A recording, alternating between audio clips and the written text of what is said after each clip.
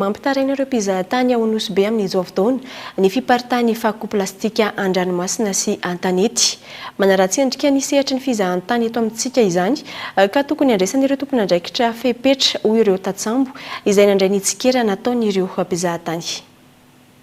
Vokatra tsy maro no ateraky ny fiparitany ny fako plastika an-dranomasina sy an-tanety eto Madagasikara. Isan'izany ny sehatry ny fizahantany. Mitaraina ireo mpizahatany ao Nosy noho ny fiparitany ny fako plastika an-dranomasina hoy ireo tantsambo. I Nosy Elville izay nasarika mpizahatany maro noho ny hatsarany ny torapasika, ny ranomasina, ny zava-mananaina sy zava-maniry an-dranomasina sy an-tanety. Io plastika io maro raha robatin'izy io. Ao izy io misaviky indrindra le taratasy plastiky misaviky amin'ny helissinay zay mandeha araiky zay.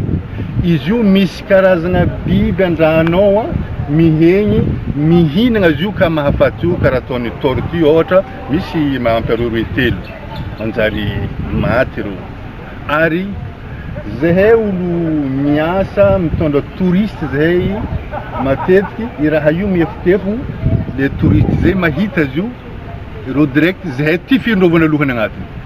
Ranomasina reo nareo olo miasa aminany io ranomasina reo maloto karaha plastiky miefitefony karaha io. Manoloana izay fitaraina ny mpizahatany noho ny fiparitany ny fako plastika ao Nosy izay nandray an-tanana tamin'ny fanentanana sy fanadiovana ny manodidina ny seranatsambo nandamby ireo tantsambo ao an-toerana izay iviny tafatsangana ara-dalàna sy ara-panjakana ny fikambanan'ireo tantsambo miasa eo amin'ny sehatry ny fizahantany ao Nosy fikambanana najoro hialana amin'ny tsindry sy fanavakavahana ataon'ireo mpampiasa sy sampiasa ary ny mpitondra fanjakana sy ireo tompon'andraikitra voalohany misarana ny seranatsambo ao an-toerana.